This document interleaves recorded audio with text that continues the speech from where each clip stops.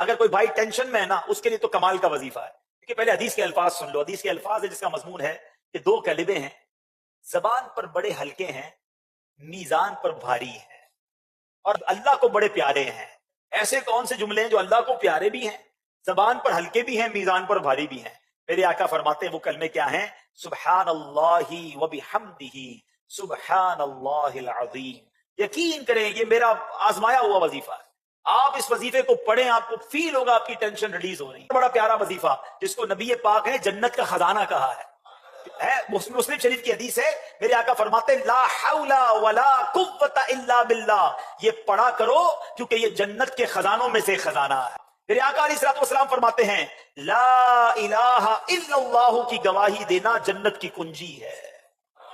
نبی پاک علیہ الصلوۃ والسلام فرماتے ہیں جو بندہ دن یا رات کی کسی ساعت میں لا الہ الا اللہ کہتا ہے تو اس کے نامہ اعمال میں سے برائیاں مٹا کر اس کی جگہ اتنی ہی نیکیاں لکھ دی جاتی ہیں. ہائے ہائے، افضل الذکر کہا گیا، کلمہ پاک کو سب سے افضل ذکر کہا گیا.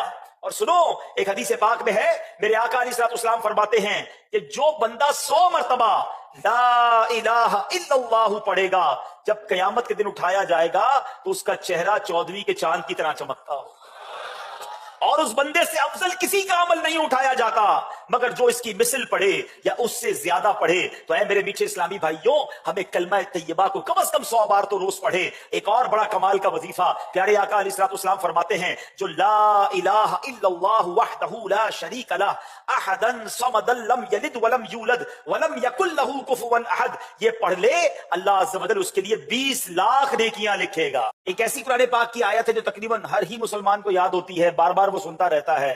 بڑی مشہور و معروف آیت ہے، بسم اللہ الرحمن الرحیم ان اللہ وملائکتہ یصلون علی النبی یا ایہا الذین آمنوا صلوا علیہ وسلموا تسلیما. صلی اللہ علی النبی الامی وآلہ صلی اللہ علیہ وسلم صلاۃ و سلام علیک یا سیدی یا رسول اللہ. یہ آیت جو درود ہے یہ بعض مفسرین کے نزدیک شعبان المعظم میں ہی نازل ہوئی ہے، اس لیے شعبان کو درود پاک پڑھنے کا مہینہ کہا جاتا ہے. درود پاک کے فضائل کیسے کیسے ہیں، ایسے ایسے واقعات احادیث کی کتابوں میں ملتے ہیں. ایک بڑا ہی نرالا اور بڑا ہی حیرت انگیز واقعہ آپ کو سناؤں. نزہۃ المجالس میں یہ واقعہ موجود ہے کہ ایک شخص نے ایک ہرنی کو شکار کیا، ہرنی کو شکار کیا اور نبی پاک علیہ الصلوۃ والسلام کے پاس سے گزرا. اللہ تبارک و تعالی نے اس ہرنی کو قوت گویائی عطا فرما دی، اور اس ہرنی نے نبی پاک علیہ الصلوۃ والسلام سے عرض کیا کہ حضور میرے چھوٹے چھوٹے دودھ پیتے بچے ہیں، اس وقت بھوکے ہیں، آپ اس شکاری کو کہیے کہ یہ مجھے واپس جانے دے، میں اپنے بچوں کو دودھ پلا کر واپس آ جاؤں گی. حدیث پاک کا یہ واقعے کا میں خلاصہ پیش کر رہا ہوں. اب ذرا غور کریں، ماں جو ہے نا وہ ماں ہی ہوتی ہے. اس ہرنی نے یہ نہیں کہا کہ حضور مجھے کسی طرح رہائی دلوا دیں، عرض کیا میرے بچے چھوٹے ہیں، حضور مجھے تھوڑی دیر کی اجازت دلوا دیں، میں دودھ پلا کر واپس آ جاؤں گی. نبی پاک علیہ الصلوۃ والسلام نے اس طرح سوال کیا کہ اگر تم واپس نہ آئی تو اس ہرنی نے کیا کہا، اس کا جواب سنیے گا. وہ عرض کرتی کہ حضور اگر میں واپس نہ آؤں تو مجھ پر اللہ تبارک و تعالی کی ایسی لعنت ہو جیسی اس شخص پر لعنت ہوتی ہے کہ جس کے سامنے آپ کا ذکر کیا جائے اور وہ آپ پر درود نہ پڑھے. یعنی آپ سوچو، اس نے اس لعنت کا ذکر کیا. پیارے آقا علیہ الصلوۃ والسلام نے اب اس شکاری کو ارشاد فرمایا کہ اس ہرنی کو چھوڑ دو، میں ضمانت دیتا ہوں یہ واپس آ جائے گی. وہ ہرنی گئی اور تھوڑی دیر بعد، آج تک ایسا منظر نہیں دیکھا گیا تھا کہ کوئی شکار چھوٹ جائے اور واپس آئے. وہ ہرنی واپس آتی ہے، اپنے آپ کو گویا پھر سرنڈر کرتی ہے، پھر گرفتاری پیش کرتی ہے. اللہ اکبر. لیکن جب ایک روایت کے مطابق اس شکاری نے نبی پاک کی اور ہرنی کی گفتگو سنی، پیارے آقا کا یہ کمال دیکھا کہ آپ کے سامنے جانور گفتگو کرتے ہیں، آپ جانور کی بولیاں بھی جانتے ہیں. اور جب وہ ہرنی واپس آ گئی نبی پاک کے کہنے پر تو وہ شکاری جو ہے وہ کلمہ پڑھ کر مسلمان ہو گیا. اس واقعے کی ایک اور خوبصورتی دیکھیں کہ اب جبریل امین بارگاہ رسالت میں حاضر ہوتے ہیں اور عرض کرتے ہیں یا رسول اللہ صلی اللہ تعالی علیہ وسلم، اللہ تعالیٰ آپ پر سلام فرماتا ہے اور یہ ارشاد فرماتا ہے کہ مجھے اپنی عزت اور جلال کی قسم، میں آپ کی امت کے ساتھ اس سے بھی زیادہ مہربان ہوں جیسے کہ یہ ہرنی اپنی اولاد پر شفقت کر رہی ہے، اور میں آپ کو آپ کی امت کی طرف لوٹا دوں گا جیسا کہ ہرنی جو ہے وہ آپ کی طرف لوٹ کر واپس آئی ہے۔ تو یہاں نبی پاک کا مقام، پیارے آقا کا کمال، نبی پاک کا اعجاز بھی پتا چل رہا ہے، اور رب کی اس امت سے جو محبت ہے، رب کی جو کرم نوازی ہے، وہ بھی پتا چل رہی ہے۔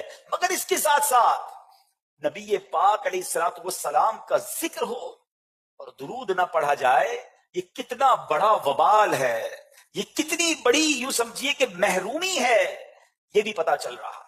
ایک حدیث پاک میں جس کا مضمون ہے، جو درود پڑھنا بھول گیا گویا وہ جنت کا راستہ بھول گیا۔ تو درود جو ہے وہ ہماری زندگی میں شامل ہونا چاہیے، ہماری زبان ذکر و درود سے تر رہنی چاہیے، چلتے پھرتے اٹھتے بیٹھتے۔ اچھا، بالخصوص جب ہم محفلوں میں جائیں جہاں نبی پاک علیہ الصلوۃ والسلام کا ذکر کیا جائے، وہاں خاص درود پاک پڑھنا ہے۔ اور علماء بڑی پیاری بات فرماتے ہیں، جب کوئی بندہ، ہم بعض اوقات کسی رات خوانی میں جاتے ہیں، اجتماع میں جاتے ہیں اور پیارے آقا علیہ الصلوۃ والسلام کا ذکر کئی بار سنتے ہیں، تو فرمائیں بندے کو چاہیے کہ اپنی زندگی میں ایک مخصوص تعداد میں روزانہ درود پاک پڑھتا رہے، یعنی مثال کے طور پہ 100 بار، 200 بار، اللہ توفیق دے تو 313 بار، اس سے زیادہ بار، تاکہ اگر پورے دن میں کہیں اس نے پیارے آقا علیہ الصلوۃ والسلام کا نام سنا اور درود پڑھنا رہ گیا تو یہ جو بعد میں درود پاک پڑھنا ہے یہ اس کے قائم مقام، اس کا آلٹرنیٹ ہو جائے گا۔ تو اپنی زندگی میں، اپنے معمول میں، اپنی روٹین میں ہمیں درود پاک کو شامل کرنا چاہیے۔ حضرت جابر بن عبداللہ فرماتے ہیں کہ نبی پاک علیہ الصلوۃ والسلام نے ہمیں کفار قریش کے مقابلے پر بھیجا، ایک جہاد کے لیے روانہ کیا۔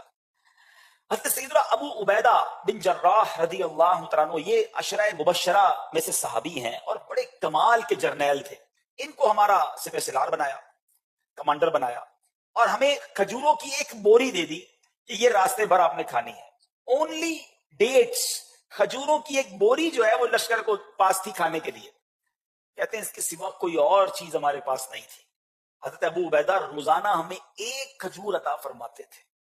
روز کی لشکر کی خوراک کیا تھی؟ ایک کھجور۔ یہاں میں تھوڑا سا بریک لے کر کچھ سمجھانا چاہوں گا، ذرا آگے سنیے۔ پہلے سوال کیا گیا کہ آپ ایک کھجور سے گزارا کیسے کرتے تھے؟ فرمایا ہم اس کو بچے کی طرح چوستے تھے، پھر اس کے اوپر پانی پی لیتے تھے اور وہ رات تک ہمیں کافی ہو جاتی تھی۔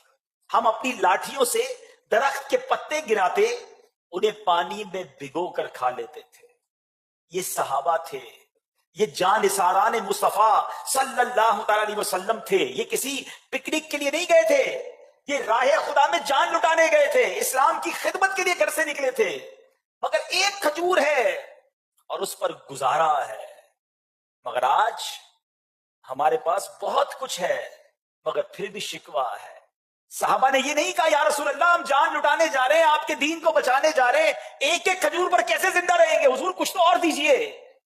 کبھی کسی صحابی کے منہ سے آپ نے یہ نہیں سنا۔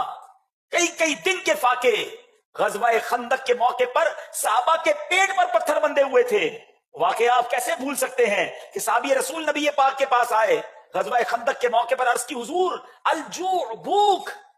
حضور پیٹ پر پتھر بندھا ہوا ہے۔ کونین کے والی صلی اللہ تعالی علیہ وسلم نے جب اپنا کرتا اٹھایا تو میرے آقا علیہ الصلوۃ والسلام کے پیٹ پر 2 پتھر بندھے ہوئے تھے۔ زباں پر شکوے رنج و علم لایا نہیں کرتے، زباں پر شکوے رنج و علم لایا نہیں کرتے، نبی کے نام لیوا غم سے گھبرایا نہیں کرتے۔ کبھی جو کی موٹی روٹی تو کبھی کھجور پانی، تیرا ایسا سادہ کھانا مدنی مدینے والے ہے چٹائی کا بچھونا، کبھی خاک ہی پہ سونا کبھی ہاتھ کا سرہانا مدنی مدینے والے۔ ایک طرف تو نعتیں پڑھتے ہیں مگر کبھی مچھلی نہ لگے، کبھی روزگار نہ ملے، کبھی کاروبار میں کمی ہو جائے، کبھی تھوڑے پیسوں کا نقصان ہو جائے تو شکوے، شکایات، کمپلین، برباد ہو گیا، اللہ نے کچھ نہیں دیا، میں تو نماز پڑھتا ہوں پھر بھی میرے روزگار میں برکت نہیں ہوتی۔ کتنی بارگاہ الہی میں کمپلین کرتے ہیں ہم، کدھر گیا ہمارا صبر، کدھر گیا شکر۔ یہ صحابہ ہے، کہتے ایک کھجور ہوتی تھی اور ہم اس پر گزارا کرتے تھے۔ اب دیکھو اللہ نے غیبی مدد کیسے کی، ان اللہ مع الصابرین، صبر کرو تو صحیح، پھر دیکھو کیسی مدد آتی ہے، پھر کیسے غیب کے خزانے کھلتے ہیں۔ یہ صبر کرتے تھے، اب کیسے غیب کے خزانے کھلے؟ کہتے ہیں ہم سمندر کے ساحل پر پہنچے، وہاں پر ٹیلے کی مانند، پہاڑ کی مانند ایک بہت بڑی مچھلی پڑی ہوئی تھی جسے امبر کہا جاتا ہے۔ حضرت سیدنا ابو عبیدہ رضی اللہ تعالیٰ عنہ نے اپنے ساتھیوں سے کہا کہ یہ تو مردار لگ رہی ہے، یہ مردار ہے۔ پھر خود ہی فرمایا کہ نہیں، ہم نبی پاک علیہ الصلوۃ والسلام کے بھیجے ہوئے ہیں، ہم راہ خدا میں نکلے ہوئے ہیں، اور آپ حضرات حالت اضطرار میں ہیں، یہ ایک الگ پوری بحث ہے۔ تو حضرت ابو عبیدہ نے کہا کہ آپ اسے کھا سکتے ہیں۔ اب کیا ہوا؟ کہتے ہیں پورے لشکر نے، 300 لوگ تھے، 1 مہینے تک اس مچھلی کو کھاتے رہے، اس کو مچھلی ختم نہ ہوئی۔ اتنی بڑی مچھلی، اس کی سائز کتنی بڑی تھی؟ فرماتے ہیں کہ ہم نے کھایا کہ ہم سارے فربا ہو گئے، تگڑے ہو گئے۔ مجھے یاد ہے، تو صحابی کہتے ہیں کہ ہم اس کی آنکھ کے جو ہول تھا، گھڑا تھا، اس پہ سے مٹکے بھر کر چربی نکالتے اور اس مچھلی سے بیل جتنے بڑے بڑے ٹکڑے کاٹتے تھے۔ اتنی بڑی مچھلی تھی۔ کہتے ہیں کہ اس مچھلی کی آنکھ کا حلقہ اتنا تھا کہ حضرت ابو عبیدہ نے ہم میں 13 آدمیوں کو اس کے آنکھ کے حلقے میں بٹھایا تو ہم سارے اس میں سما گئے۔ اتنی بڑی مچھلی۔ اچھا، پھر کہتے ہیں کہ اس کی پسلی کمان کی طرح ہم نے کھڑی کی تو اونٹ جو جس کے اوپر کجاوا بھی لگا ہوا تھا، یعنی اس کے اوپر بیٹھنے کی بھی جو جگہ ہوتی ہے وہ بھی بنی ہوئی تھی، اس پسلی کے درمیان سے نکالا تو اونٹ بھی اس کے نیچے سے گزر گیا۔ اللہ پاک نے ایسی غیبی مدد کی۔ اب اس کے بعد وہ کہتے ہیں کہ ہم نے پورا مہینہ اس پر گزارا، اب اس کا کچھ گوشت کاٹ کر ہم نے اپنے پاس بھی رکھ لیا، اور اس کے بعد جب مدینہ منورہ پہنچے اور نبی پاک صلی اللہ علیہ وسلم کی خدمت میں حاضر ہوئے تو آپ سے ذکر کیا تو آپ علیہ الصلوۃ والسلام نے فرمایا وہ رزق تھا جو اللہ تعالیٰ نے تمہارے لیے پیدا کیا تھا، کیا تمہارے پاس اس گوشت میں سے کچھ ہے؟ صحابہ نے کہا جی حضور ہم بچا کر بھی لائے ہیں۔ تو پیارے آقا علیہ الصلوۃ والسلام نے فرمایا اگر ہو تو ہمیں بھی کچھ کھلاؤ۔ پھر پیارے آقا علیہ الصلوۃ والسلام نے بھی اس میں سے کچھ تناول فرمایا۔ ان اللہ مع الصابرین، صبر کرتا ہے نا جب بندہ تو ادھر سے روزی دی جاتی ہے، ادھر سے مدد کی جاتی ہے، جب بندہ سوچ بھی نہیں سکتا وہاں سے ہیلپ آ جاتی ہے۔ لیکن اگر بندہ کہتا ہے نا کہ صبر بھی نہ کرے، شکوہ شکایات کرے، تو پھر اس کی مدد نہیں ہوتی، پھر وہ اور تکلیف میں جاتا ہے، کیونکہ جو ناشکری کرتا ہے اس کی نعمتوں کو اور سوال لگ جاتا ہے۔ اللہ کرے کہ ہم صبر کرنے والوں میں بن جائیں۔ یہاں ایک اشکال جو ہے، ایک کنفیوژن ہو سکتا ہے کسی کے ذہن میں آ جائے، تو اس کا ازالہ کر دیتا ہوں کہ یہ جو مچھلی کو حضرت ابو عبیدہ نے مردار کہا، حالت اضطرار میں قرار دے کر تناول فرمانے کی بھی اجازت دے دی، لیکن نبی پاک علیہ الصلوۃ والسلام نے اس گوشت کو کیسے تناول فرمایا؟ سبحان اللہ، علماء نے بڑی پیاری اس پر تحقیق کی اس حدیث کے تحت کہ مچھلی ایسا جانور ہے جس کی ذبح کرنے کی حاجت نہیں ہوتی۔ حضرت ابو عبیدہ رضی اللہ عنہ کو اس کے حلال ہونے کا علم نہیں تھا، کیونکہ پھر یہ کہ ملنے والی مچھلی ایسی تھی جو سمندر کے کنارے پر ملی تھی، اسے باقاعدہ شکار نہیں کیا گیا تھا، اس لیے یہ مزید مشکوک ہو گئی، تو انہوں نے اس مچھلی کو مردار قرار دے دیا، پھر اپنے اجتہاد سے حالت اضطرار کی بنا پر اسے کھانے کا حکم دے دیا۔ لیکن ان کا مچھلی کو مردار گمان کرنا یہ ان کی اجتہادی خطا تھی۔ اسی بنا پر نبی پاک علیہ الصلوۃ والسلام نے حالت اضطرار نہیں تھی نبی پاک کی، آپ تو مدینے میں تھے، لیکن اس کے باوجود میرے آقا نے اسے تناول فرمایا۔ شارحین حدیث نے پیارے آقا علیہ الصلوۃ والسلام کی طرف سے اس مچھلی کو کھائے جانے کے بہت خوبصورت نکات بیان فرمائے، مثلاً یہ غیبی رزق تھا اور برکت والا گوشت تھا، اس کے پیارے آقا علیہ الصلوۃ والسلام نے اسے طلب کیا اور تناول فرمایا۔ اور اس نقطے کے ساتھ ساتھ عین ممکن ہے کہ حضرت ابو عبیدہ رضی اللہ تعالیٰ عنہ کی اجتہادی خطا دور کرنے کے لیے نبی پاک علیہ الصلوۃ والسلام نے بطور خاص مچھلی کا گوشت تناول فرمایا تاکہ ان کو اور دیگر حضرات کو اس کے حلال ہونے کا علم ہو جائے۔ بہرحال اس واقعے کی خوبصورتی اپنی جگہ، مگر یہاں یہ سبق ملا کہ زندگی میں مشکلیں آتی ہیں، پریشانیاں آتی ہیں، بعض اوقات انسان کسی بڑی مشکل میں پھنس جاتا ہے اور اپنے ذہن سے سوچتا ہے کہ اب میں اس سے نہیں نکل سکوں گا، مگر ایسا نہیں ہے۔ اگر اللہ پر بھروسہ ہونا تو اللہ کریم طوفان بھی ٹال دیتا ہے، اس کی رحمت ایسے کنارے لگاتی ہے کہ بندے کی عقل حیران ہو جاتی ہے۔ یہی مچھلی والا واقعہ جو حضرت یونس علیہ الصلوۃ والسلام اللہ کے نبی ہے نا، مگر وہ بھی تو مچھلی کے پیٹ میں رہے، اور مچھلی کے پیٹ سے کیسے زندہ باہر آیا ہے، یہ بھی اللہ کی قدرت کا ایک نظارہ ہے۔ اور آپ نے سبحان اللہ وہ مچھلی کے پیٹ میں جو وظیفہ پڑھا تھا، لا الہ الا انت سبحانک انی کنت من الظالمین، یہ وظیفہ بتا رہا ہے کہ اگر آپ کسی ایسی بند کوٹڑی میں گویا پھنس گئے ہیں، آپ کو لگتا ہے کہ یہ غموں کی کوٹڑی سے کیسے باہر نکلوں گا، یہ پرابلم بڑا ہے، اللہ پر بھروسہ رکھو۔ تو ہمیں اللہ کی رحمت پر بھروسہ رکھنا ہے اور مشکلوں سے گھبرانا نہیں ہے۔ پیٹے پیٹے اسلامی بھائیو، اس مہم کا نام جو ابھی ہم نے سنا، اس کو سیف البحر کہا جاتا ہے۔ 300 جاں بازوں کی جو فوج تھی، اس کے سپہ سالار حضرت ابو عبیدہ بن جراح عشرہ مبشرہ میں سے تھے، اور نبی پاک علیہ السلام نے ان کو امین الامت یعنی امت کا امانت دار یہ پیارا لقب عطا فرمایا۔ اور ابتدائے اسلام میں حضرت ابو بکر صدیق رضی اللہ عنہ کی انفرادی کوشش کے نتیجے میں یہ مسلمان ہوئے، نہایت ہی دلیر، شیر دل، بلند قامت تھے۔ اور غزوہ احد کے موقع پر جب نبی پاک علیہ السلام کے مبارک رخساروں میں لوہے کی 2 کڑیاں پیوست ہو گئی تھی، میرے آقا زخمی ہوئے تھے، تو حضرت ابو عبیدہ ہی تھے جنہوں نے اپنے دانتوں سے نبی پاک کے گال مبارک سے ان کڑیوں کو کھینچا، لیکن اس کو نکالنے میں حضرت ابو عبیدہ رضی اللہ عنہ کے 2 دانت شہید ہو گئے تھے۔ بڑے جانثار صحابی، اللہ کریم تربت حضرت ابو عبیدہ پر اپنی رحمتوں کی بارش نازل فرمائے اور ان کے صدقے ہماری مغفرت فرمائے۔ حضرت عمر فاروق کا ایک قول ہے ان کے بارے میں، آپ کچھ اس طرح فرماتے ہیں کہ میری خواہش یہ ہے کہ ایک کمرہ ہو اور اس میں ابو عبیدہ جیسے بہت سارے لوگ ہوں، میرے پاس ایسے اور لوگ ہوں، کیونکہ امت کے لیے ان کا جو کردار رہا، آپ امین الامت ہیں۔ سبحان اللہ، اللہ کریم ان صحابہ کرام کی برکتیں ہم سب کو نصیب فرمائے۔ یہ ایسی قربانیاں دی ہیں صحابہ کرام نے، پھر ایسی نعرہ ہم نہیں لگاتے، ہر صحابی نبی، یہ نبی پاک کے جان نثار ہیں۔ بہرحال میرے پیچھے اسلامی بھائیوں، یہ جو مچھلی کے بارے میں، اب میں چاہتا ہوں کہ اب مچھلی کے بارے میں اور اس سمندری مخلوق کے بارے میں بڑی عجیب و غریب معلومات ہیں، وہ بھی آپ کے ساتھ شیئر کر دوں۔ آپ پکڑتے تو ہیں، کھاتے بھی کھانے والے ہیں، لیکن معلومات بہت ساری نہیں ہوتی۔ پہلے تو میں آپ کو یہ بتاؤں، اللہ کی رحمت سے اللہ کرم فرمایا، میں جنت میں داخلہ عطا فرمائے۔ جنتیوں کو جنت میں جو سب سے پہلی غذا کھلائی جائے گی، سبحان اللہ، وہ غذا کیا ہوگی؟ بخاری شریف میں ہے کہ نبی پاک علیہ السلام کا فرمان کا ایک حصہ ہے، پہلا وہ کھانا جسے جنتی کھائیں گے وہ مچھلی کی کلیجی کا کنارہ ہے۔ ہائے ہائے، جنت کی پہلی دعوت جب ہوگی انشاءاللہ اللہ کی رحمت سے، تو پہلا کھانا یہ ہوگا کہ جنتیوں کو مچھلی کی کلیجی کا کنارہ کھلایا جائے گا۔ ایک اور بڑا دلچسپ سوال ہے کہ سارے جانور بولتے ہیں، مچھلی کیوں نہیں بولتی؟ امام غزالی رحمت اللہ تعالی علیہ نے مکاشفۃ القلوب میں ایک بڑی عجیب و غریب حکمت اس کی لکھی ہے کہ اللہ تبارک و تعالیٰ نے تمام جانوروں کو زبان سے مشرف فرمایا، مگر مچھلی کو محروم کیا گیا۔ اس کا سبب یہ ہے کہ حضرت آدم صفی اللہ علی نبینا علیہ السلام کو سجدہ کرنے سے انکار کی وجہ سے جب شیطان لعین کی شکل بگاڑ کر اسے زمین پر پھینک دیا گیا تو اس نے سمندر کا رخ کیا، اسے سب سے پہلے مچھلی نظر آئی۔ شیطان نے حضرت آدم علیہ السلام کی پیدائش کا واقعہ سناتے ہوئے یہ بھی کہا کہ وہ خشکی اور پانی کے جانوروں کا شکار کریں گے۔ مچھلی نے تمام دریائی جانوروں میں یہ بات پھیلا دی، اس وجہ سے اسے بولنے کی صلاحیت سے محروم کر دیا گیا۔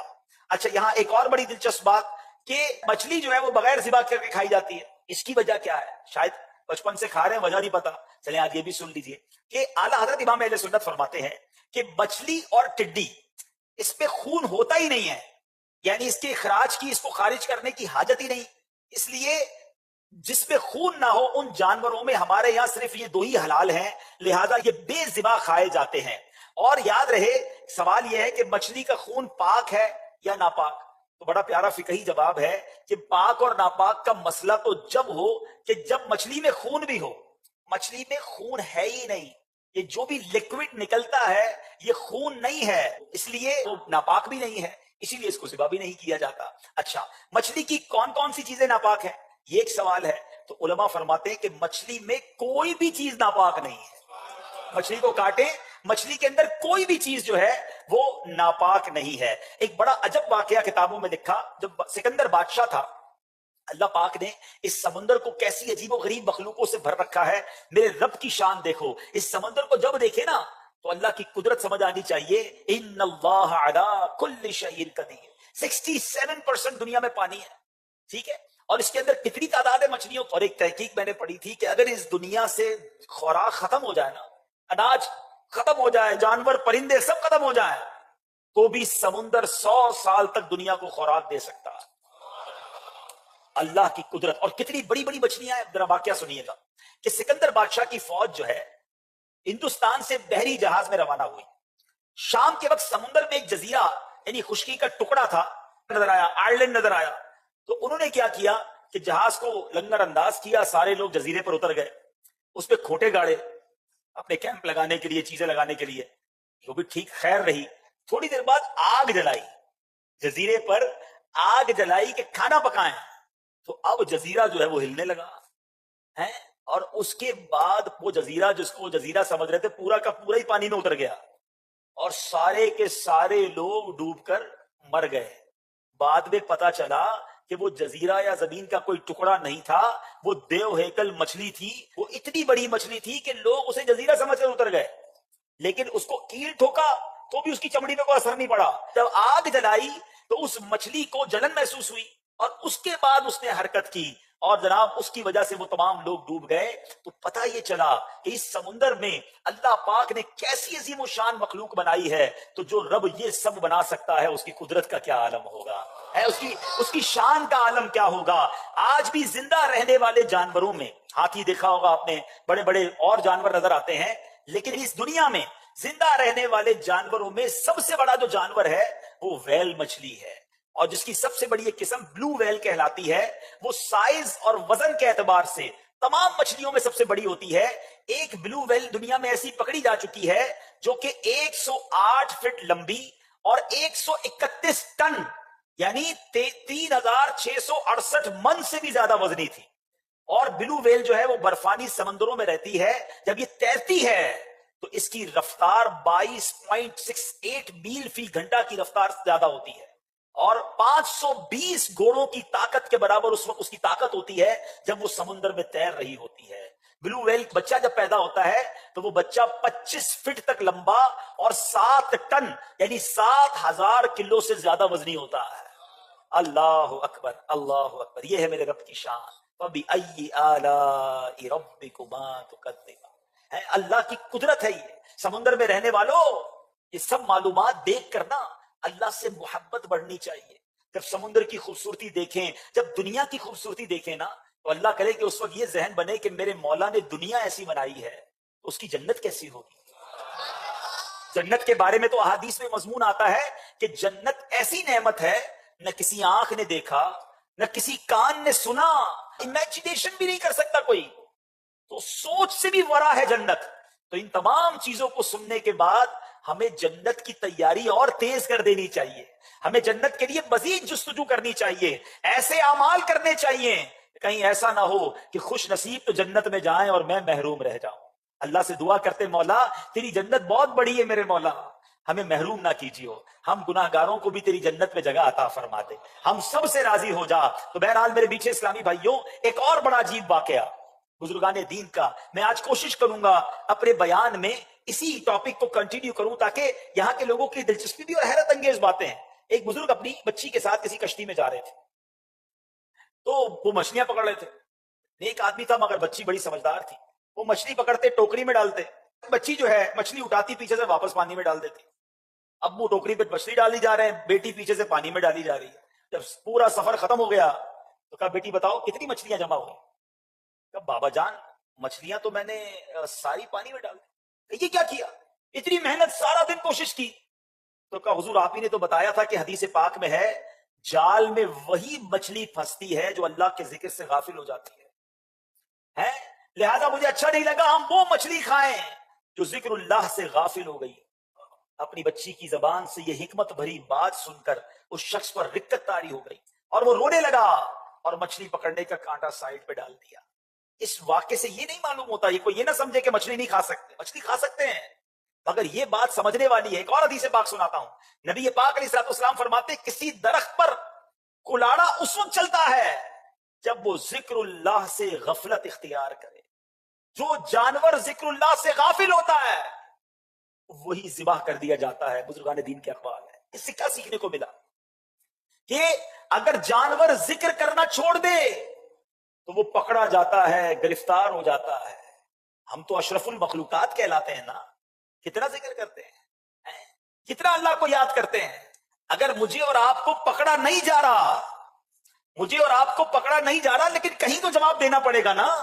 ان اوقات کو, ان ایام کو, ان نعمتوں کو کیسے گزارا. یہ بات سمجھنے والی ہے. ایک اور واقعہ سنیے. حضرت جنید بغدادی اولیاء کرام کی جماعت کے سردار کہلاتے ہیں. ایک بار کسی شخص نے آپ کو پرندہ تحفے میں بھیجا, آپ نے قبول فرما کر اس پرندے کو پنجرے میں بند کر دیا, کچھ مدت کے پاس اپنے پاس رکھ کر اسے آزاد کر دیا. تو کسی نے, لوگوں نے پوچھا کہ حضرت آپ نے پرندے کو آزاد کیوں کر دیا؟ تو کہا مجھے وہ پرندہ بڑی منت سے کہنے لگا, اے جنید افسوس ہے, تم تو اپنے دوستوں کے ساتھ ملاقات کا لطف اٹھاتے ہو, مجھے میرے دوستوں سے ملاقات سے تم نے دور رکھا ہے اور پنجرے میں بند رکھا ہوا ہے. کہتے ہیں مجھے بڑا رحم آیا, میں نے پرندے کو آزاد کر دیا. پرندہ اڑتے وقت کہنے لگا کہ پرندہ یا جانور جب تک ذکر اللہ میں مصروف رہتا ہے آزاد رہتا ہے, جب اس پر غفلت طاری ہوتی ہے قید میں مبتلا ہو جاتا ہے. اے جنید, میں یاد الہی سے ایک ہی دن غافل ہوا تھا جس کی سزا مجھے پنجرے کی سخت قید میں بھگتنا پڑی. ہائے ان لوگوں کا کیا حال ہوگا جو اکثر اوقات ذکر اللہ سے غافل رہتے ہیں. اے جنید, میں آپ کے سامنے پکا وعدہ کرتا ہوں کہ آئندہ کبھی ذکر اللہ سے غافل نہ رہوں گا. یہ کہہ کر وہ پرندہ اڑ گیا. پھر وہ پرندہ حضرت جنید بغدادی رحمت اللہ تعالی کی زیارت کے لیے آیا کرتا اور ان کے ہمراہ دسترخوان پر دانے وغیرہ بھی چنتا تھا. جب حضرت جنید بغدادی کا انتقال ہوا تو وہ پرندہ بھی زمین پر گرا اور تڑپ تڑپ کر مر گیا. اس کے بعد حضرت جنید بغدادی کو کسی نے خواب میں دیکھ کر پوچھا کہ آپ کے ساتھ کیا معاملہ ہوا؟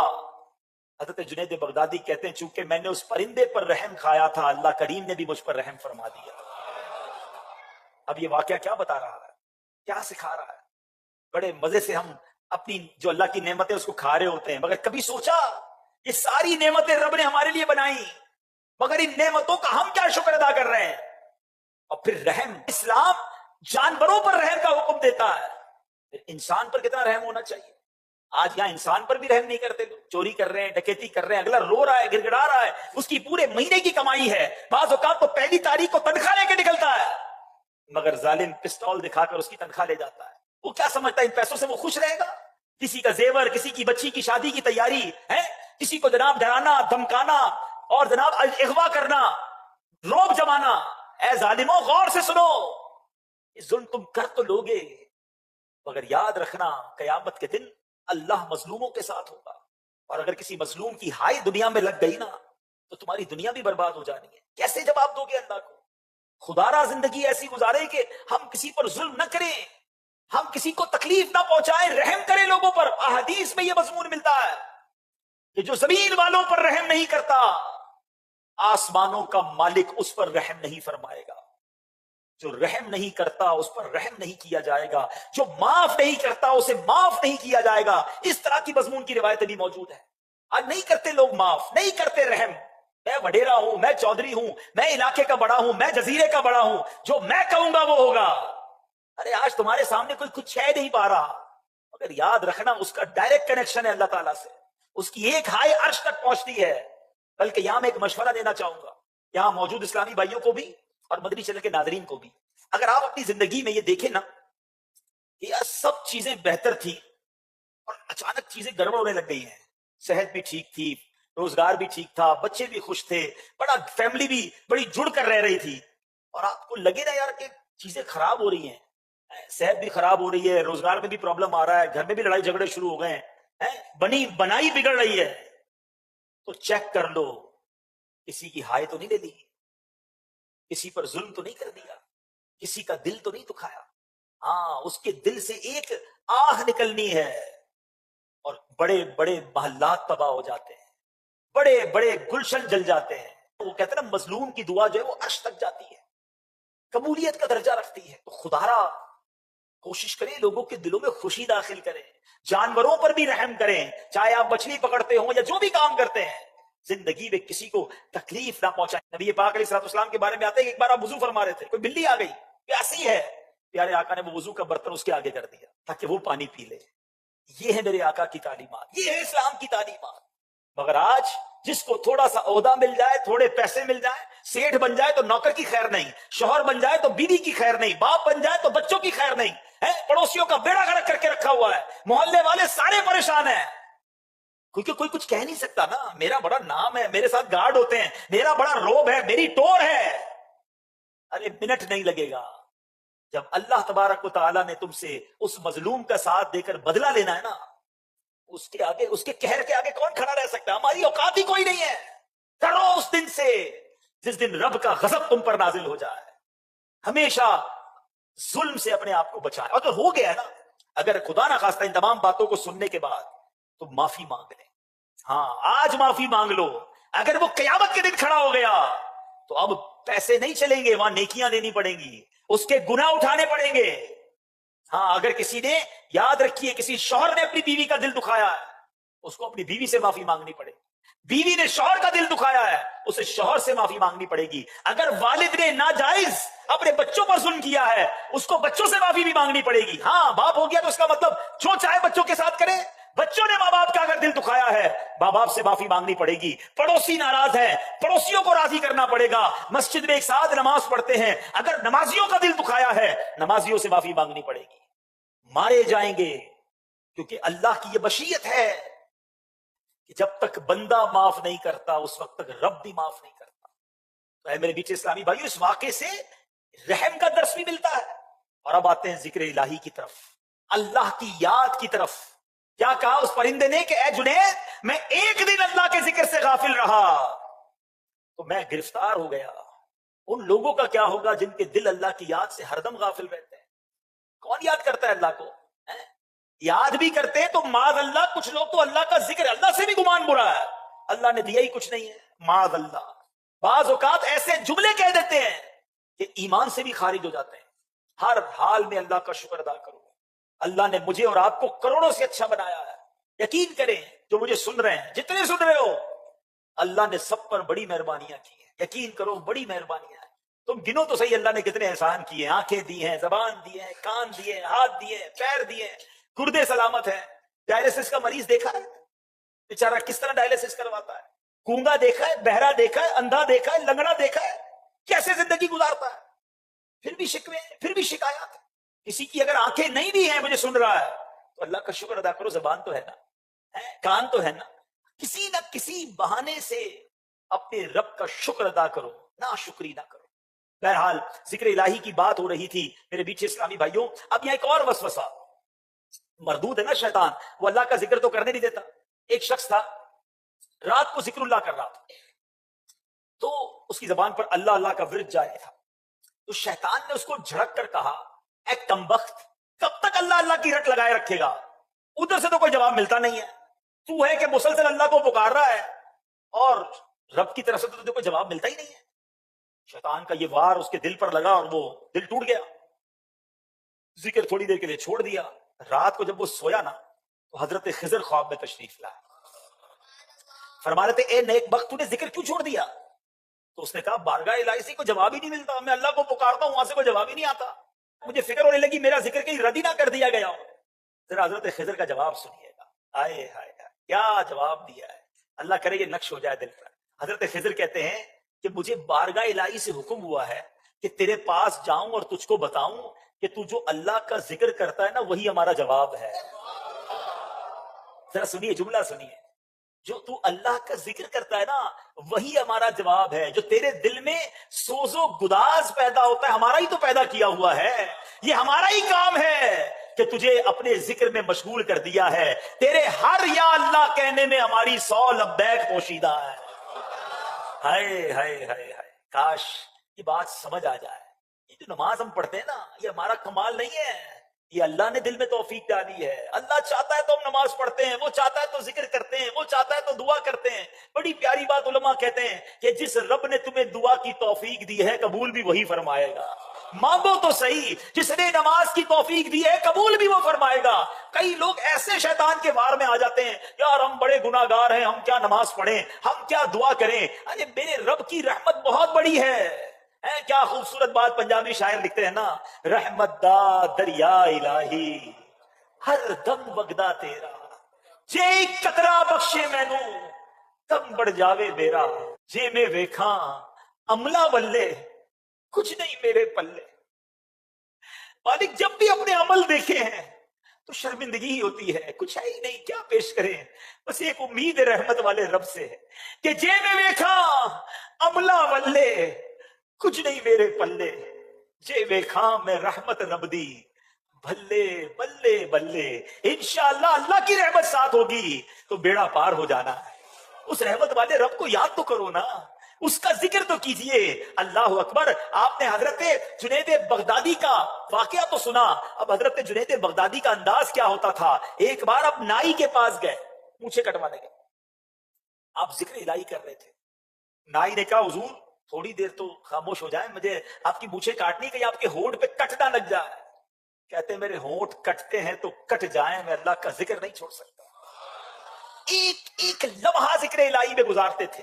उन्होंने हदीसें सुनी हैं, उन्होंने कुरान की आयतें सुनी हैं। आओ मैं आपको मेरे मीठे इस्लामी भाइयों नबी पाक अलैहिस्सलाम की हदीस सुनाता हूं। अल्लाह का जिक्र करने वाले कितने खुशनसीब हैं, उसको याद करना ये कितनी बड़ी सआदत है। बुखारी शरीफ की हदीस है। सैयदुना अबू हुरैरा रज़ियल्लाहु तआला अन्हु इस हदीस के रावी हैं। नूर के पैकर, तमाम नबियों के सरवर, दो जहां के ताजवर, सुल्तान बहरोबर सल्लल्लाहु तआला अलैहि वसल्लम ने फरमाया, अल्लाह अज़्ज़ व जल फरमाता है। इसका मतलब ये हदीस कुदसी है। रब फरमाता है कि मैं अपने बंदे के गुमान के करीब हूं जो वो मुझसे करता है। जब वो मेरा जिक्र करता है तो मैं उसके साथ होता हूं। अगर वो मुझे तन्हाई में याद करता है मैं भी उसे तन्हा याद करता हूं। अगर वो मेरा जिक्र मजमे में करता है तो मैं उससे बेहतर मजमे में उसका जिक्र करता हूं, यानी फरिश्तों में उनका जिक्र करता हूं। अगर वो एक बालिश मुझसे करीब होता है तो मेरी रहमत उससे एक हाथ करीब हो जाती है। अगर वो एक हाथ मेरे करीब आता है तो मेरी रहमत उससे दो हाथ करीब हो जाती है। अगर वो मेरे पास चलते हुए आता है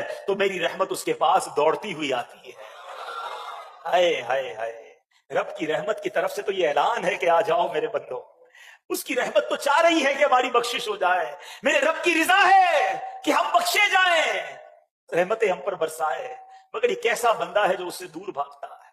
ऐ मेरे पीछे इस्लामी भाई, इन अहादीस से, इन रिवायतों से अल्लाह की मोहब्बत दिल में पैदा कीजिए कि वो करीम कितना नवाजने वाला है। क्या खूबसूरत फारसी का हम मकौला सुनते हैं ना, रहमत हक बहा नमी जोयत। अल्लाह की रहमत बहा कीमत तलाश नहीं करती है। रहमत हक बहा नमी जोयत। अल्लाह की रहमत तो बहाने तलाश करती है। बरसने के बहाने तलाश हो रहे हैं कि किस तरह बंदे पर रहमत बरसा दी जाए। सुनो अल्लाह कुरान में क्या फरमाता है। बिस्मिल्लाहिर्रहमानिर्रहीम फज़कुरूनी अज़कुरकुम। तुम मेरी याद करो मैं तुम्हारा चर्चा करूंगा।